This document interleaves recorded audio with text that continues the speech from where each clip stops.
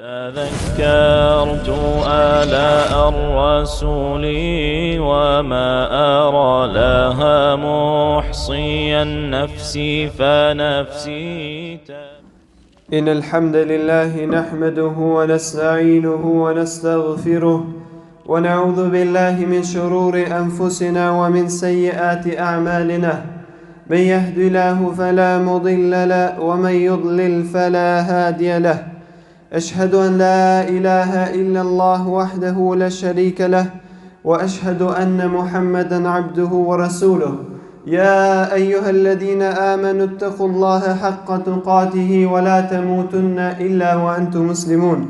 Të gjitha lavdrimet dhe falëndrimet I takojnë Allahut Azza wa Jall, atë falëndrojmë dhe vetëm për Tij falje dhe ndihmë kërkojmë. Atë që Allahu zon në rrugën e Tij të drejtë nuk ka kush që e devijon, dhe atë që Allahu e devijon, e lën në humbje, nuk ka kush që udhëzon. Dëshmoj dhe deklaroj se nuk ka të adhuruar me të drejtë pas Allahut dhe se Muhamedi është rob dhe I dërguar I Tij. O besimtar, keni frikë Allahun ashtu siç I takon atij dhe mos vdesni ndryshe veçse duke qenë musliman. Në një ajet surën Dhariyat ajeti 50, Allahu na tregon kur I dërguari I Allahut sallallahu alaihi wasallam ju tha mushrikëve, andaj ikni prej dënimit, e nxitoni drejt shpërblimit të Allahut, se unë vërtet jam dërguar të ju prej Tij, prej Allahut, pra si paralajmërues I qartë. Qëllimi është që robërit të nxitojnë dhe të pendohen tek Allahu I madhëruar, të largohen menjëherë nga çdo gjë që ai e urrejnë dhe ka ndaluar, të nxitojnë të largohen nga ignoranca për në dituri, nga kufri për në iman, nga mosbindja në bindje, nga hutimi dhe nga shkujdesja në kujtim të vazhdueshëm të Allahut. Ai që I plotson këto kushte, e plotson besimin e tij, ka shpëtuar nga çdo gjë që ai friksohet dhe urren, dhe ka arritur synimin për cilën dëshirohet. Vëllezër, është e habitshme që kur dikush friksohet prej dikujt, ai ik prej tij. Kurse është e kundërta me Zotin ton, kur dikush I friksohet Allahut, ai ik dhe afrohet tek Allahu, ik pra prej dënimit të tij dhe afrohet tek Allahu duke vepruar vepra të mira. Në tefsirin e Begawiut thot në komentimin e këtij ajeti, ku Allah thot që fefirru ila Allah, ikni dhe shpejtoni, drejtoheni ka Allahu, thot pra ikni nga ndëshkimi I Allahut për tek shpërblimi I Tij. Nëpërmjet besimit dhe bindjes, pra në këtë formë besimtari ik nga dënimi I Allahut, nga mëkatet dhe afrohet tek Allahu me bindje tek shpërblimi I Tij. Ibn Abbas I ka thënë ikni prej Tij për tek ai. Ikni prej Tij, do të keni frikë dënimit të Tij dhe drejtoheni dhe afroheni tek Allahu me bindje. Sahl ibn Abdullah ka thënë ikni nga çdo gjë tjetër përveç Allahut, për tek Allahu. Ikni dhe friksoheni për çdo gjë tjetër dhe largoheni nga ta dhe afroheni tek Allahu dhe mos ikni nga Allahu. Nga se njeriu edhe nëse mundohet ik nga Allah, ai s'ka ku të shkojë, andaj njeriu duhet të afrohet nga Allahu që të ndjen sigurinë e tij. Në tefsirin e Muyassar thot pra o njerëz ikni nga ndëshkimi I Allahut drejt mëshirës së Tij, duke besuar në të dhe në të dërguarin e Tij. Pra njeriu si arrin të afrohet te Allahu dhe të largohet ndëshkimit të Allahut, duke besuar Allahun dhe duke besuar të dërguarin e Tij, duke ndjekur urdhrat e Tij dhe duke vepruar atë në bindje ndaj Tij. Në tefsirin El-Qurtubi, El-Husaini ibn Fadl ka thënë, kini kujdes, ruajini nga çdo tjetër përveç Zotit, sepse kushdo që ikën afrohet tek diçka tjetër përveç Tij, do të mbrohet prej Tij. Pra, thot ikni dhe friksojeni Zotit, sepse kushdo që ikën drejt Zotit, ik nga krijesa drejt Zotit, ai është I sigurt. Ndërsa kushdo që ik largohet nga Allahu dhe mundohet të afrohet tek krijesat duke u mbrojtur tek këtu në këtë rast nuk ka mundësi ai të mbrohet. Nga se askush prej krijesave nuk ka mundësi të mbrojë nga Allahu, kurse Allahu ka mundësi të mbrojë nga gjitha krijesat dhe s'ka mundësi askush të dëmtoj. Gjithashtu është thënë ikni nga bindja, ndjekja ndaj shejtanit për t'ju bindur të gjithëmëshirshmit.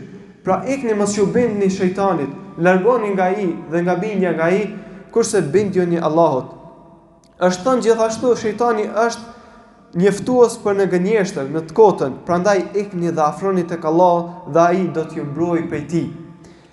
Dhunnun el-Misri ka thënë ikni nga ignoranca për në dituri dhe mohimi për në mirënjohje. Ikni dhe largoheni nga ignoranca, nga padituria dhe drejtoheni drejt kërkimit të dijes që të keni dituri dhe të adhuroni Allahun ashtu siç duhet dhe ikni dhe largoheni nga mos mirënjohja dhe bëhuni mirënjohës nga çdo mirësi të Allahut.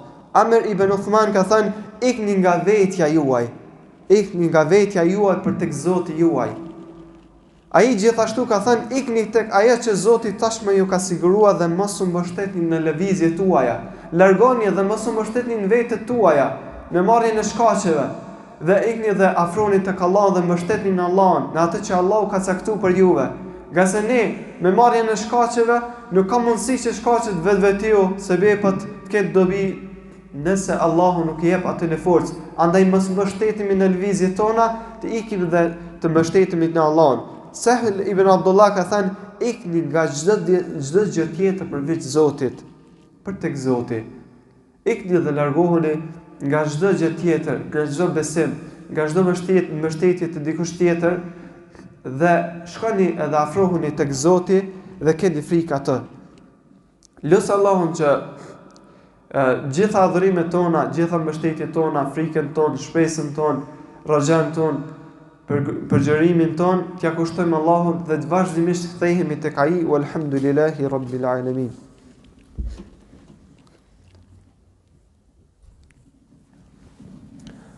Ashhadu an la ilaha illa Allah wahdahu la sharika lah wa ashhadu anna Muhammadan abduhu wa rasuluhu.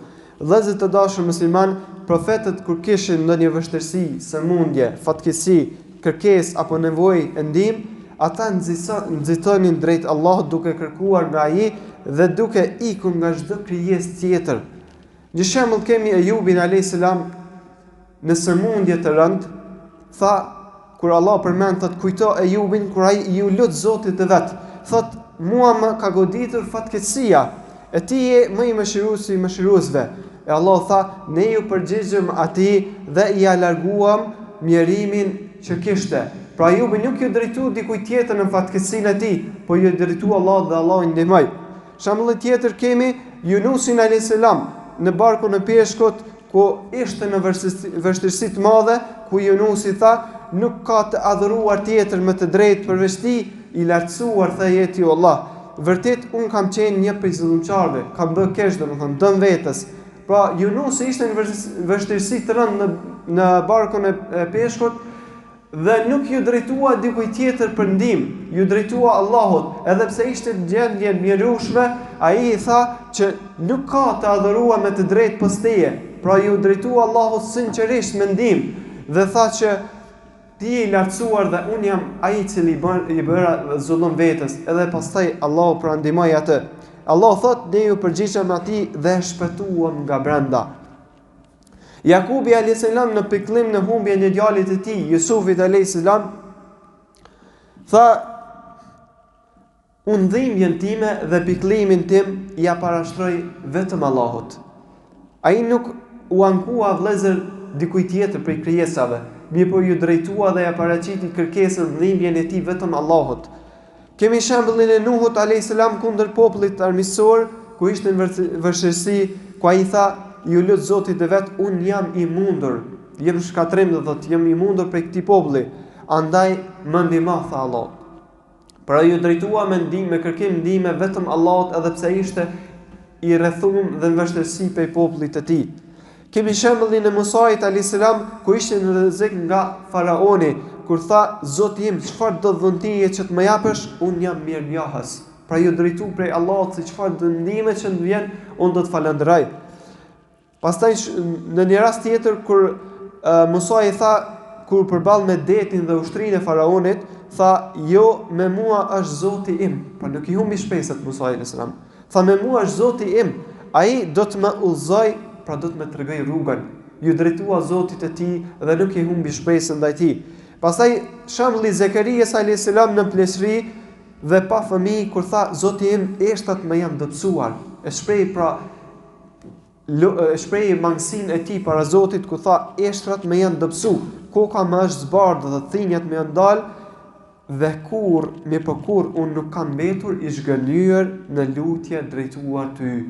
Pra ju drejtu Allahut e shprehi dhe vështirësinë e tij, mangësinë e tij dhe në fund tha që o Zot unë kur s'kam dalë do thot duar that, kur nuk jam zhgënjur për lutjes ndaj teje, ju drejtu Allahut.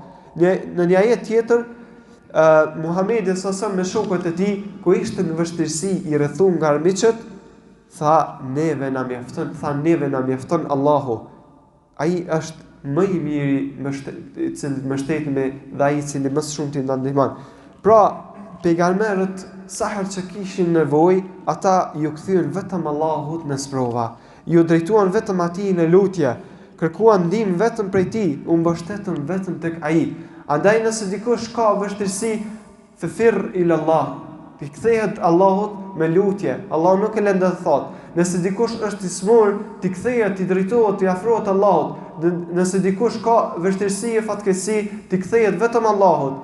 Nëse dikush është ngarkuar me borxhe, le të afrohet dhe ti nga çdo krijesë dhe ti afrohet Allahut. Nëse dikush është ngarkuar me mëkate, gjithashtu distancohet nga mëkatet e tij dhe ti afrohet vetëm Allahut. Nëse dikush ka brenga dhe është i poshtër dhe është në zullum nga të tjerët, atëherë le të kthehet në mbështetjen vetëm Allahut.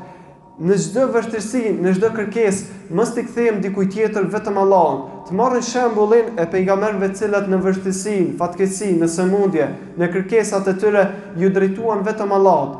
Andaj mos na mashton shejtani që diçka që vetëm Allahu ka mundësi me dhënë ne të drejtohemi dikujt tjetër, nga se krijesat janë të mangëta, kurse Zoti është absolut. Ti kthehemi atij i cili është i vetmi dhe nuk ka lindë dhe nuk ka prindër dhe nuk ka lindë askënd. Ti kthehemi atij që nuk ka nevojë për askënd dhe çdo kush ka nevojë për ti.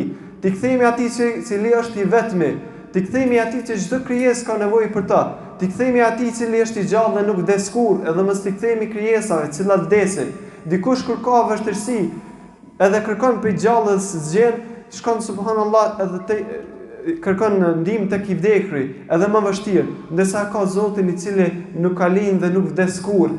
Andaj ti drejtohemi vetëm Allahut me lutjet tona, me kërkesat tona, me dhimbjet tona, ti parashtrojmë dhe vetëm Zotit lutjet, nga se vetëm ai ka mundësi na ndihmoj. Dhe përfundimisht dërgoni salavat për pejgamberin sallallahu alaihi wasallam, ashtu siç na ka njoftuar Allahu në Kur'an, thotë Inna Allaha wa malaikatahu yusalluna ala nabi ya ayyuhalladhina amanu sallu alayhi wa sallimu taslima. Vërtet Allah bekon të dërguarin dhe me lajket e tij lutën për të, o besimtarë luteni për të dhe përshëndeteni me selam. Në një hadith pejgamberi sallallahu alaihi wasallam na këshillon që ditën e xumat të dërgojmë salavate për të, ditën dhe natën, ku thotë se kush dërgon salavat një herë për mua, Allahu dërgon 10 herë për të.